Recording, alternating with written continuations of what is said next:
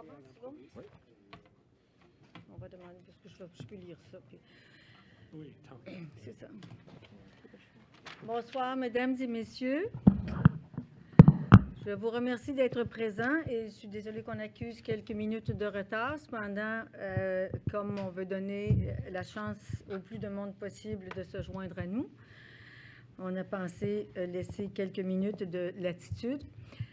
Pour les gens qui seront déjà venus dans une séance, je m'excuse par avance des propos qui vous sembleront peut-être un peu répétitifs, mais le protocole et la procédure exigent que j'explique du contexte et de la procédure. Donc, c'est avec plaisir que mes collègues commissaires et moi vous accueillons ce soir à cette troisième séance d'expression des opinions qui s'inscrit dans le cadre de la consultation sur le projet de prolongement de la ligne bleue du métro de Montréal conduit par la Société de transport de Montréal. La séance se déroulera en français. Toutefois, nous invitons les personnes qui voudraient s'exprimer en anglais à le faire. This meeting will be conducted in French, but anyone who would prefer to address the Commission in English may do so. Comme vous le savez maintenant, je m'appelle Marguerite Bourgeois. J'ai été nommée présidente de la Commission par le Conseil d'administration de la STM. Je suis secondée dans mes travaux par mes collègues commissaires Joshua Wolf et Radouane Torkmani. Nous sommes appuyés dans nos travaux par Stephanie Wells, secrétaire analyste. Nous en sommes maintenant à la deuxième étape de la consultation qui vise à faire connaître votre opinion sur le projet qui vous a été présenté à l'occasion des séances d'information tenues les 11, 13, 18 et 19 février dernier. Cette étape se déroule entre les citoyens et la Commission uniquement. Les représentants de la Société de transport de Montréal et les organismes partenaires ne participent pas aux échanges. Nous entendrons cette semaine de nombreux citoyens et représentants d'organismes.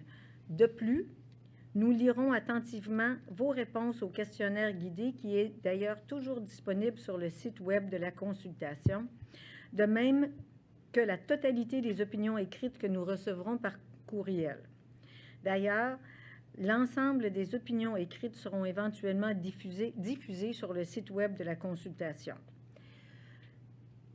Nous souhaitons particulièrement entendre les citoyens sur la conception des futures installations de la STM, car c'est précisément sur cette question que porte la consultation. Une fois l'étape de l'expression des opinions terminée, nous analyserons l'information reçue et les opinions exprimées. Nous rédigerons un rapport que nous remettrons au comité suivi des actifs du Conseil d'administration de la STM à l'été 2020. Ce rapport sera rendu public. Le rapport de la Commission a une valeur consultative, ce qui veut dire que les décisions finales relatives au projet de prolongement de la ligne bleue ne nous appartiennent pas, mais appartiennent au Conseil d'administration de la STM. Ce soir, j'appellerai les participants et participantes selon l'ordre prévu à l'horaire. Nous allouerons normalement une dizaine de minutes à chaque personne et nous vous invitons à prendre 5 minutes pour présenter une opinion et prendre 5 minutes pour une période d'échange. À tous ceux et celles, si vous avez déjà déposé une opinion écrite, sachez que nous l'avons lue, mais je crois que nous n'avons pas reçu d'opinion par avance pour ce soir. C'est pourquoi je vous invite donc à nous présenter de façon concise, mais quand même le plus clairement possible, l'objet de votre opinion. Tout comme les séances d'information, les séances d'expression des opinions sont sténographiées et font l'objet d'une captation vidéo.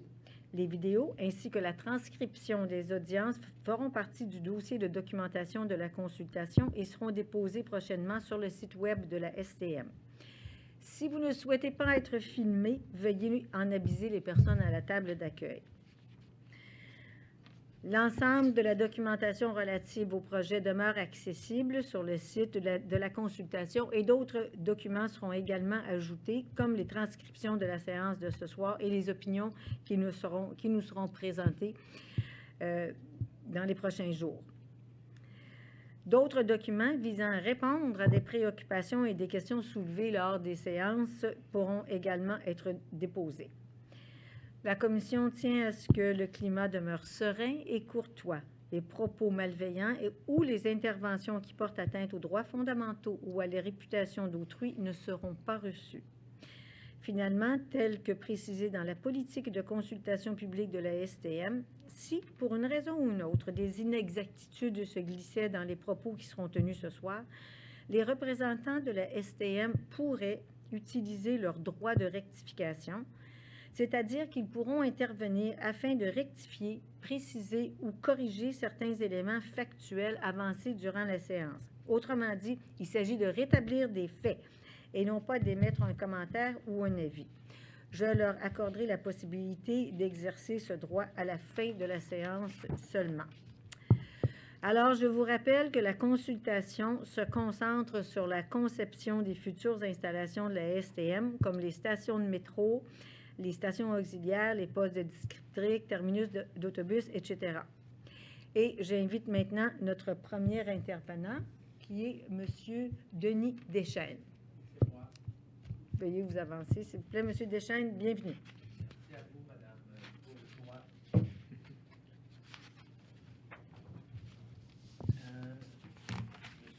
Mon nom est Denis Deschênes. Je suis un usager de l'autobus et du métro depuis mon petit temps d'enfance. Je partais de la maison, je prenais l'autobus, j'allais à l'aréna, entre autres. Je revenais tout seul à la maison. L'autobus a servi surtout pour mon adolescence. Au niveau universitaire, après ça, j'étais à l'Université du Québec à Montréal. Je partais de la station Sauvé, je prenais le réseau. Mais mes principaux aspects pour la consultation publique, j'ai réfléchi sommairement ce matin concernant le prolongement du métro. Et je sais que pertinemment que le dossier est peut-être chaud ou c'est une patate chaude, aucune idée. Au niveau politique, dans ma mémoire, je sais que le dossier avec le gouvernement Marois, qui a duré le gouvernement 1 an et demi. Après ça, c'était le gouvernement Couillard qui a étudié le dossier pendant 4 ans. Puis là, avec le gouvernement Legault, avec une autre année et demie. Finalement, ça fait 7 ans que j'écoute des pourparlers un peu à gauche, à droite. Et je ne sais pas où la situation ça arrive ou arrivera un jour. Ça, c'est un premier argument des faits que j'observe à titre de lecteur du journal Métro puis du journal 24 heures que je tiens pertinemment à aller chercher le matin, puis je reviens à la maison, puis je lis le journal pour me tenir au courant de la page publicité que la STM publie dans ces journaux-là. Ça, c'est un premier point. Monsieur Deschênes, Oui. est-ce que je peux vous demander, est-ce que vous avez pu prendre à l'arrière des dépliants explicatifs et avez-vous la possibilité de regarder sur le site web, exemple, la présentation vidéo qui a été faite par la STM? Non. J'étais au courant comme quoi il y avait une séance à Anjou, à Saint-Léonard, puis je me suis dit ce matin, mais je vais aller tenter ma chance pour avoir de l'information avec la météo, là, puis les faits suivants. Bon, on va peut-être essayer de vous donner certaines informations, mais dans le fond, c'est sûr que ça va être très incomplet parce que le temps de ce soir il est réduit. C'est surtout pour que les gens donnent leur opinion. Mais si vous avez besoin d'être orienté pour savoir où trouver toute l'information, sentez-vous à l'aise de demander à l'accueil, ils vont vous aider. Okay. Je sais par information que le projet de fonctionnement est de 3,9 milliards pour le prolongement de la ligne bleue de 5 stations. C'est l'information que j'ai reçue. Également, j'ai été un ex-employé saisonnier étudiant de la Société de transport de la communauté urbaine de Montréal. Le métro Azur, ça a pris du temps à aboutir, sauf que probablement que la clientèle est probablement favorable et à mon humble avis, la même situation pour moi concernant ce projet-là au niveau Azur, qui fait que le cheminement subséquent ou futur du développement du métro dans la ligne bleue vers les galeries d'Anjou pourrait être un ajout important comme je disais, j'ai une lecture quotidienne d'informations véhiculées sur la Société de transport de communauté urbaine, la Société de transport de Montréal. Également, le service offert beau temps, mauvais temps par le réseau du métro souterrain qui fonctionne pratiquement 24 heures par jour, là, exception peut-être de 1 heure le matin jusqu'à 5 heures le matin. C'est un peu dispendieux, c'est un luxe qui a déjà été développé. C'est un luxe que la population, certaines couches de la population ont besoin d'obtenir, de vivre avec le métro. Il y a des classes sociaux, il y a des pôles d'attraction qui se créent autour des stations de métro. Il y a des gens qui se greffent autour de ça, des habitations qui se greffent autour de ça. Ça, c'est un premier point de vue que j'ai véhiculé. L'aspect financier, moi j'ai eu une formation universitaire à l'Université du Québec à Montréal. J'ai une formation comptable. J'ai fait des démarches auprès d'une corporation de comptables, mais ça ne s'est pas avéré positif. Mais pour soulever l'aspect financier, les coûts pertinents et présents et futurs, comme j'ai parlé, 3,9 milliards. Moi, je n'ai pas la capacité de compter jusqu'à 3,9 milliards. Je ne sais pas si c'est véridique ou pas. Pour 5 stations, je sais qu'il va y avoir des expropriations. Il y a des terrains à évaluer. Il y a des projets. L'emprunt sur les marchés financiers, la rentabilité présente et future de la ligne bleue, la ligne vers les galeries d'Anjou. L'aspect social, comme j'expliquais, c'est un pôle de développement, le transport, l'habitation, pour les jeunes familles, être proche d'un milieu de travail, l'accessibilité, les réseaux, les coûts d'option. Si ça ne fonctionne pas, peut-être développer vers la ligne orange, vers l'ouest, là. C'est une ouverture d'esprit que je formule, là. J'ai pas j'ai une opinion. Je suis un participant, un usager pas régulier, occasionnel du métro, mais il faut penser pour certaines personnes de classe sociale ou certaines personnes qui sont peut-être plus vulnérables. L'aspect statistique, l'expérience acquise de 1967, il y a une certaine expérience qui a été faite sur le réseau original du métro. L'expertise, il y a une certaine expertise, je suppose qu'elle se retrouve, là, mais au niveau idéologique, c'est un projet qui a de l'ampleur, mais je ne peux pas me prononcer, savoir si c'est favorable ou pas, là. Moi, j'habite à Montréal-Nord. Personnellement, je n'ai pas en conflit d'intérêt. Le réseau irait jusqu'aux Galeries d'Anjou, Jean Talon. Ça ne me touche pas personnellement, là. Je ne suis pas impliqué personnellement dans ce domaine-là. Je sais qu'ils ont parlé d'expropriation. Je ne sais pas si, entre les lignes, là, de parler d'exproprier aux Galeries d'Anjou, le McDonald's, le restaurant, l'Académie, le Wendy's, pour un réseau de terminus, d'autobus, à même le métro, là. Ça, c'est intéressant. C'est voir du développement. Excusez, je vous interromps. Vous dites c'est intéressant. C'est une façon de dire que vous voyez d'un œil favorable qu'une expropriation donne lieu à du développement? Oui. Okay. Oui. C'est peut-être nécessaire pour le réseau d'autobus là, qui veulent enclencher à même le réseau de prolongement du métro. Okay. L'aspect démographique, la périphérie, les clientèles cibles par station. Il y a des études de marché. Je ne sais pas comment peut-on évaluer la clientèle qui est proche ou accessible à une station de métro, ou encore la potentialité de la clientèle qui fréquente régulièrement une station de métro ou encore un autobus pour voyager. La mobilité des gens, ça peut être un plus ou un moins, là. Il peut y avoir des zones vides pour une station, puis une autre zone congestionnée, là. C'est des études qui peuvent peut-être être établies par peut-être un travail d'étudiant à un moment donné en été ou encore supervisé par quelqu'un d'expérience qui pourrait évaluer le réseau ou le marché d'une station de métro en approche pour une clientèle visée. Transport substitut, ça c'est toujours en démographie. Là. On sait que les gens, il y a du taxi, commun auto, la marche, les autocars, ça peut être des handicaps, ça peut être des positifs, mais c'est des impacts à évaluer. L'aspect conception, construction, réalisation, finalisation, l'aspect outillage, l'aspect juridique, appel d'offres, expropriation terrain, l'aspect architecturaux.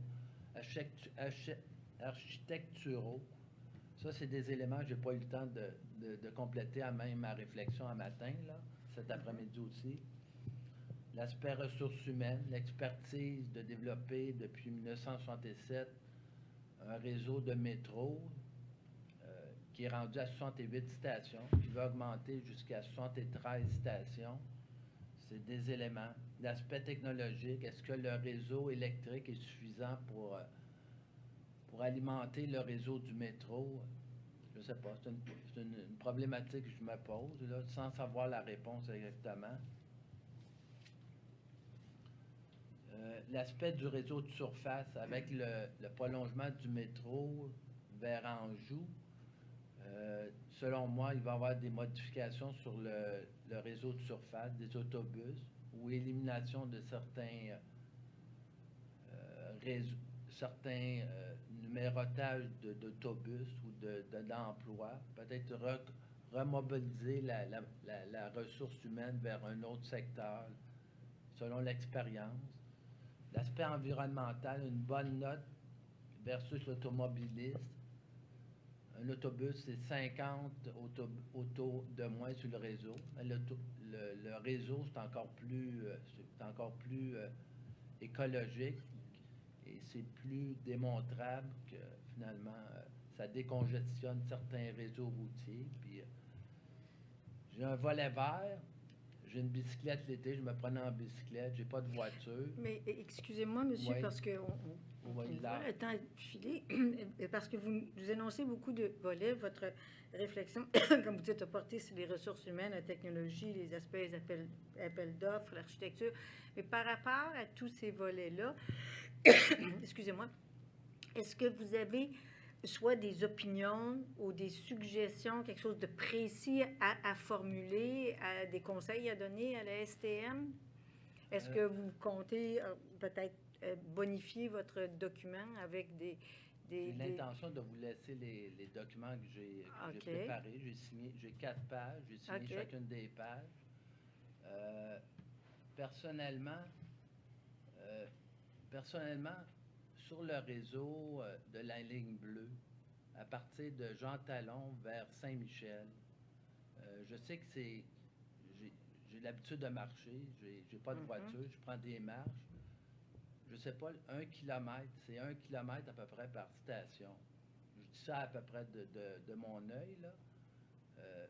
Puis il me semble que c'est pas beaucoup achalander non plus. C'est une perception que je fais là, de la situation. OK.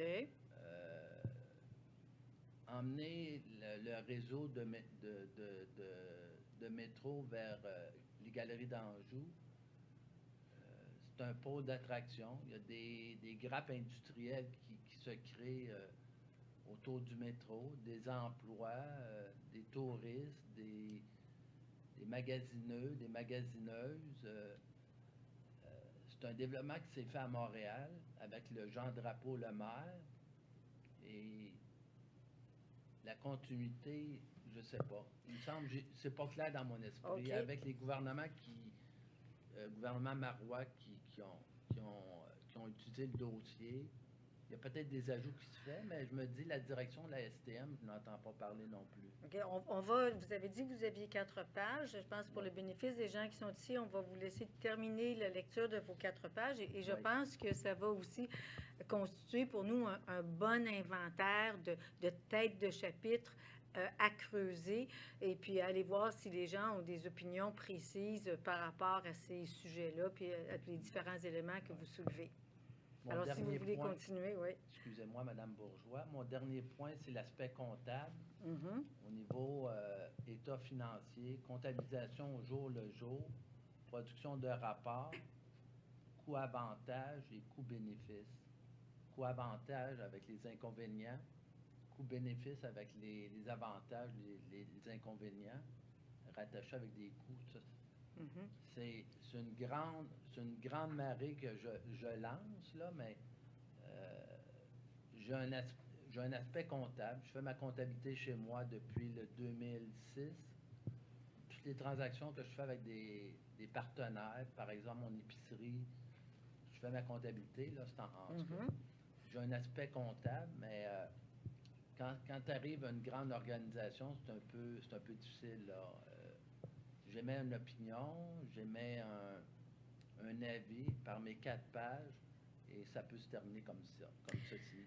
Bien, je vous remercie. On voit que vous avez un esprit bien organisé. Et tel que je le mentionnais tout à l'heure, en tout cas pour ma part, je vais certainement regarder un relevé, puis on va voir qu'est-ce que c'est qui a été dit. Il y a des gens qui sont pour, il y a des gens qui sont contre. Est-ce que mes collègues ont des questions particulières pour M. Deschênes? Juste une petite question. Vous avez dit que vous utilisez occasionnellement, moins, le métro. Avez-vous des suggestions à nous donner? Qu'est-ce qu'il y a dans les stations de métro que vous utilisez? Est-ce qu'il y a quelque chose qui manque, que vous pensez que vous suggérez d'ajouter, de faire que les nouvelles stations aient Il y a 2 éléments. Première station, j'observe les stations. Là, il y a des rénovations à Baudry, à Crémazie, mais la station Jarry, je trouve ça terne.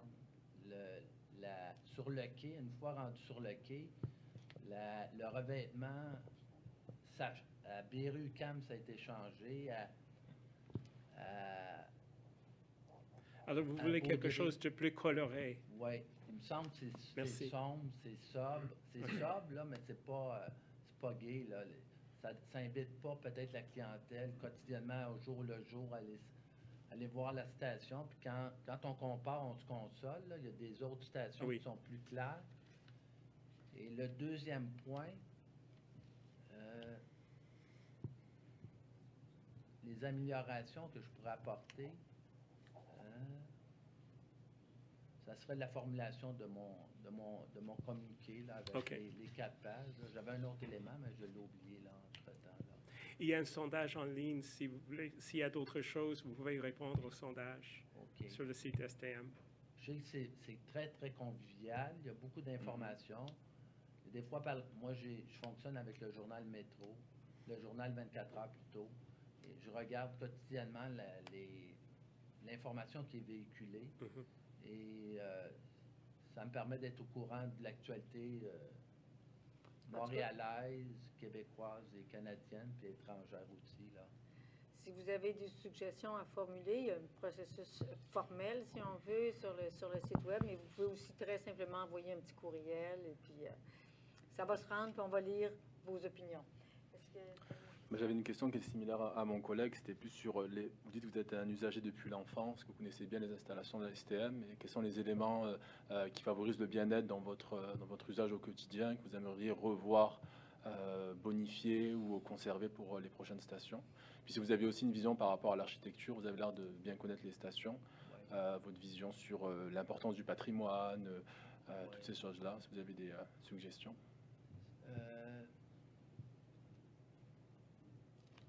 Qu'est-ce que je pourrais rajouter, c'est que je suis après réfléchir, mais c'est un peu flou là. Qu'est-ce que je pourrais dire? Le patrimoine, il y a à la station Crémazie, il y a une fresque qui est très belle. Au métro Berry-UQAM, il y a un vitrail au niveau de la ligne verte qui est très, très beau. Station Namur, on se penserait dans une station orbitale là, avec la structure d'acier. C'est un cachet qui est donné au niveau de l'architecture à chacune des stations. Le nom des stations n'a pas été déterminé encore. c'est des... Peut-être c'est superficiel, mais sauf que c'est un projet, c'est une idée. Puis faut, à un moment donné, il faut aboutir à un nom. C'est comme un nouveau-né, on leur donne un nom, on le baptise, on lui donne un nom, puis on le confirme. Puis on l'envoie à l'école, puis il grandit. Mais ce serait quoi les critères, par exemple, selon vous, qu'il faudrait considérer pour un nom, pour donner un nom? Quels sont les critères importants qui seraient à considérer? Là, il y a des conflits avec P9, je pense. Il y aurait Galerie d'Anjou, ça pourrait aller, là. Je ne sais pas, au niveau Galerie d'Anjou pour le terminus de la ligne bleue, de la ligne bleue au niveau métro, là. Galerie d'Anjou, ça irait. De Saint-Michel, il y a P9. Il y a P9 qui est redondant, là, avec la ligne verte. Là, je ne sais pas comment est-ce qu'on pourrait organiser ça, là. Il y a des fois, c'est comme des noms de rue, à un moment donné, avec la fusion à Montréal, il y avait des noms de rue qui étaient communs, puis il y avait un comité qui avait été chargé pour fusionner les différentes municipalités à Montréal. Puis il y avait une consultation, mais il y a des noms de rue qui se redoublent, puis à un moment donné, ils ne peuvent plus rien faire. Changer les adresses, ça se fait pas. Changer le nom de rue, ça se fait pas pour les adresses, les entêtes pour les comptes de taxes, etc. Là. Il y a des contraintes, mais Galerie d'Anjou, ça fonctionnerait. P9, Vio, je sais pas. J'habite le nord de Montréal. Je connais un peu le quartier des Galeries d'Anjou. C'est commercial. Il y a beaucoup de tours de condominiums qui sont situés là. Est-ce que les gens sont prêts à prendre le métro qui vont être prêts pour prendre le métro régulièrement? Je ne sais pas. C'est beaucoup d'éléments à évaluer. Puis la démographie. Disons que j'entends que vous appréciez beaucoup le caractère unique des différentes stations, comme vous nous avez décrit, et que vous souhaitez un environnement qui soit vif et coloré, agréable et invitant. Je vous remercie. Mes pensées, vous. Je vous remercie. Et aussi, j'entends que vous voyez quand même d'un œil positif que cette arrivée du métro peut être un vecteur de développement économique ou de développement des régions. Et je pense que l'apport que vous avez à nos délibérations, à nos réflexions, va vraiment alimenter finalement notre analyse du dossier. Et on vous remercie de votre participation, M. Deschênes. Merci à vous trois. Merci. Est-ce que d'autres personnes? Est-ce que nous avons d'autres intervenants pour ce soir? Non? Alors, nous remercions tout particulièrement, nous remercions tout particulièrement les gens qui se sont déplacés pour nous entendre. L'Assemblée est terminée parce que, comme vous savez, on va selon l'ordre. Oui, monsieur? Est-ce que les autres gens ont des questions à poser? Normalement, les gens doivent aller s'inscrire s'ils veulent intervenir. Est-ce que vous souhaitez intervenir, monsieur? Intervenir? Would you like to intervene in the Would you like to speak? because if you want to speak, you should give your name in the back, because our understanding is that we call people, it's like a roll call, we call people by the order in which they have asked to speak. So if you want to speak, we'll gladly hear Well, you. I just want to ask a question. My name is Greg Coury. I live near what will be the new Blue Line PNF Metro. Excuse me, Coury, could you tell me how you spell that? K-H-O-U-R-I. Okay. First name Gregory. Uh-huh. I presume there are detailed resources on the web that will explain where the stations exactly will be placed and. Yes, there's a full presentation that was made by the STM. It's a video presentation. It'll show you the map. It'll show you why they're doing it, where they're coming from, and what the plan is generally. In a nutshell, however, this is it's like a high-level presentation, because you're going to get at a later date more detailed information as to the actual architecture that is under study for the different stations, and the population will be invited to participate and to give their opinions and make recommendations as to the specifics of the architecture, as well as to the specifics of the mitigation measures that will be implemented in order to avoid undue disruption to the businesses and the lives of the citizens. So as of this date, have they determined where the station, Yes. where the station will be, and is that visible on the That is presentation? visible, yes. As of this date, have they determined when the blasting will start and end? We have, I think, a year of commencement of work is projected to start in 2021, I believe. But the actual blasting, the actual, That I do not know. I don't think that the details of the exact construction process, that has not been determined yet. and has the plan for how the road traffic will be mitigated during that time? There that- is a plan to have a plan. Oh, that's a good place to start. A good place to start, but as I said, there are contact points, and if you look, when they start building on site, there are going to be phone numbers or contact information. You can also go to the web. The website is a good resource to find out exactly what the project is, what it encompasses, and also what are the venues to either ask questions, provide suggestions, or to voice concerns if you have any. As to how the project is coming along, and there is to be an implementation of a process whereby citizens can be informed of precisely those very specific questions that you are mentioning. When the line is up and running in 2026, will the bus routes along that stretch of Jean Talon change? I know that we are told, or it has been said, that there's going to be a review of the bus routes in order to optimize the interaction between the buses and the metro. But the bus service will be maintained, because there are some people who cannot use the metro for various reasons or do not want to use the metro.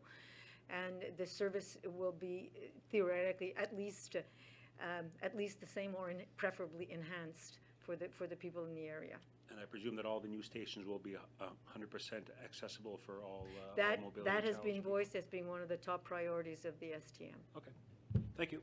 Thank you. Alors, je pose des questions. Je ne sais pas s'il y a d'autres personnes qui souhaiteraient intervenir ou poser des questions. Oui, madame.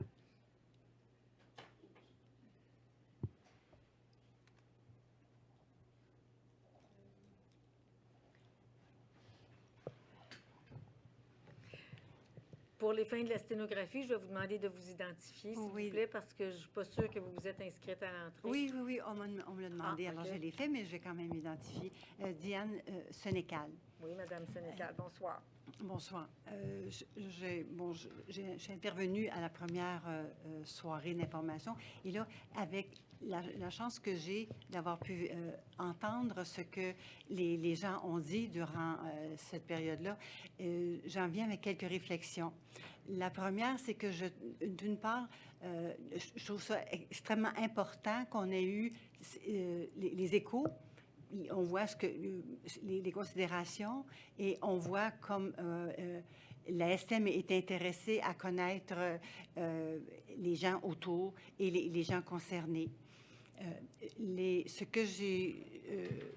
je suis tout à fait en faveur du prolongement comme tel, comme présenté. Je fais confiance. Je ne sais pas le premier métro. Et ça ne sera pas le dernier. Alors, et c'est un prolongement. Et on a eu la ligne orange il n'y a pas si longtemps, donc l'expérience étant bonne, on peut enfin faire le prolongement de la ligne bleue. Je trouve que c'est une bonne chose que ça aille aux Galeries d'Anjou. Moi, je vais souvent magasiner là parce que j'aime bien. Je pars du nord, puis c'est quand même une bonne distance, mais je le fais en autobus et en métro. Et ça se fait bien, mais ça prend du temps. Avec le nouveau trajet, ça va être beaucoup plus vite. Et je suis certaine que ça va revitaliser le secteur des Galeries d'Anjou. Ça va, comme par exemple, quand on prend un autobus dans l'ouest et qu'on va au centre d'achat Fairview, on transite pour prendre un autobus pour aller dans un autre endroit, comme à Pointe-Claire, quelque chose comme ça. Moi, j'ai réalisé, pour avoir à le faire aux 2 semaines à peu près, que c'est pratique d'avoir un gros centre d'achat tout près. Les autobus vont... Puis il y a un bon achalandage d'autobus Fairview, c'est très... Ça fait longtemps que ça fonctionne comme ça. C'est un terminus et c'est le centre d'achat. C'est une excellente... ça fonctionne très bien ensemble pour la clientèle. Je peux entendre la clientèle. Je crois que ça va être la même chose, sinon davantage aux Galeries d'Anjou. À cause de l'espace, en plus, c'est que avec le métro arrivant là, le terminus, le fait que les gens puissent de l'extérieur venir se stationner, prendre le métro, aller pour leur travail ou leurs études, par la suite revenir le soir ou en après-midi, arrêter évidemment aux Galeries d'Anjou parce que c'est pratique pour aller soit manger ou encore faire des commissions, rencontrer quelqu'un, puis ensuite ils s'en retournent chez eux. Vous savez, il va y avoir assez de restaurants à l'intérieur des Galeries d'Anjou pour suffire ceux qui vont avoir à être à céder les commerces pour les besoins du métro. Ça ne sera pas une perte pour les gens qui ont besoin de se restaurer ou d'aller à la toilette, parce que c'est toujours, quand on prend des grandes lignes, on a besoin des toilettes pour beaucoup de gens. Et ça va être, quant à moi, ça va revitaliser beaucoup le secteur, surtout celui-là. Alors, je vous entends dire que vous êtes, parce qu'on est ici surtout pour exprimer des opinions sur les infrastructures comme telles. Alors, je vous entends dire que vous êtes favorable au stationnement incitatif et que vous estimez que ça va être un vecteur de revitalisation du quartier et que la part de commodité pour la clientèle, ça va être un ajout pour le mieux-être des usagers et de la clientèle. J'en suis convaincue.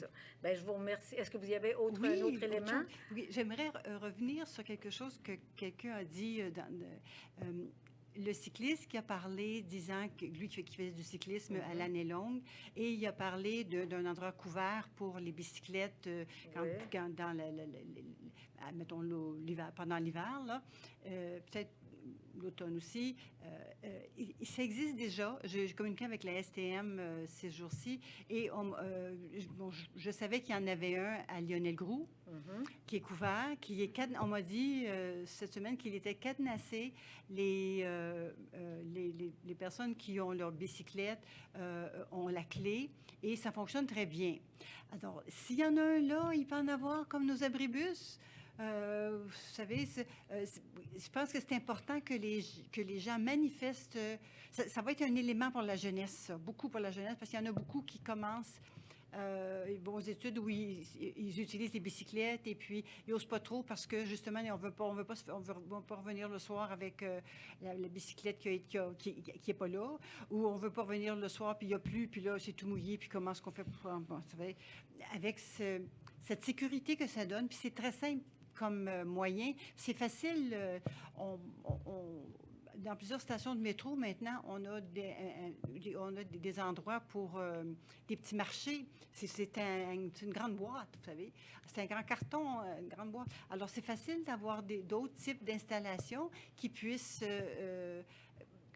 servir pour les gens qui utilisent les vélos et pouvoir les stationner de façon sécuritaire puis de façon surtout sécuritaire.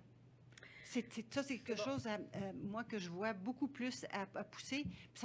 Les jeunes vont être très valorisés par ça parce que beaucoup se servent de bicyclette et sachant qu'ils peuvent la sécuriser, ça va être un atout pour eux, puis ça va fidéliser, ça va aider aussi à fidéliser cette clientèle-là pour répondre, ce besoin étant répondu, ils peuvent à ce moment-là prendre le métro et revenir, tout ça, et prendre être bien en voyage, bien en métro. Puis... Alors, j'inscris donc que vous êtes de l'avis que pour c'est une excellente chose de se préoccuper des besoins de la jeunesse et que vous êtes favorable aux abris couverts pour les vélos, tant sur le plan de la sécurité que pour protéger contre les intempéries et le vent. Et vous avez également, vous nous avez dit que vous étiez favorable à ce qu'il y ait des petits marchés ou autres petits types d'installations autour des stations de métro. Oui. C'est bon? Oui, c'est ça. Bien, je vous remercie beaucoup, Madame Sénécal. Est-ce que nous avons d'autres intervenants qui souhaitent? Oui, M. Deschaines? Normalement, on va vous permettre de reposer une question, mais normalement, on intervient une fois devant la commission. Je ne connaissais pas les règles. Oui, c'est bon. Simplement émettre un commentaire sur l'ajout d'une possibilité, d'une idée qui pourrait se matérialiser, là. C'est à propos d'un autobus avec un signalement avec une station de métro. Moi, je le concerne pas, je le vois pas. Je prends l'autobus des fois, là, je me promène. Tout d'un coup, je vois peut-être autobus 43 Mont-Soleil. Ça, c'est un autobus qui ne transite pas par le métro. Ils mettent une distinction spécifiquement pour les usagers ou les martiens qui atterrissent sur Terre pour consulter visuellement que en d'autres termes, sur la signalisation du métro, il y aurait une indication quelconque, peut-être un petit sigle, quelque chose comme ça, qui dit cet autobus-là ça passe par une station de métro. Vous pouvez correspondre au réseau métro. Oui, sur l'autobus en tant que tel. Je ne sais pas mettre un logo avec le métro. Je ne sais pas le signaler à l'usager, au martien qui se promène sur la rue, parce que c'est pas évident. La 43 Mont-Soleil, elle, c'est un autobus qui transite pas par une station de métro. Je comprends. Et à ce moment-là, ça évite une conversation peut-être avec l'usager et le chauffeur d'autobus, là, mais à un moment donné, ça doit être long, passer 7 heures à conduire une voiture, un autobus, puis pas parler, là, mais sauf que c'est une question qui est peut-être redondante, qui revient de l'usager au chauffeur d'autobus. Je pense que c'est quelque chose qui peut augmenter la compréhension des gens, des touristes, etc. C'est un petit détail. Je ne sais pas comment le matérialiser, c'est une idée que j'aimais.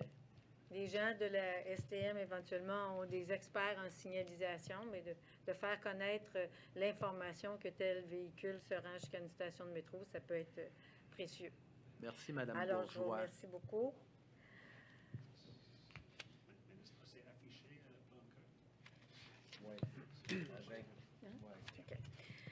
Alors, l'Assemblée de ce soir, là-dessus, est terminée. Les prochaines séances d'expression des opinions auront lieu dès 19h demain soir, 4 mars, au studio de danse 361 sur le boulevard Parkway, et jeudi soir, 5 mars, ici à la place Bonaventure. Je tiens à remercier toutes les personnes qui ont soutenu les travaux de la commission, les sténographes et les responsables de la sonorisation.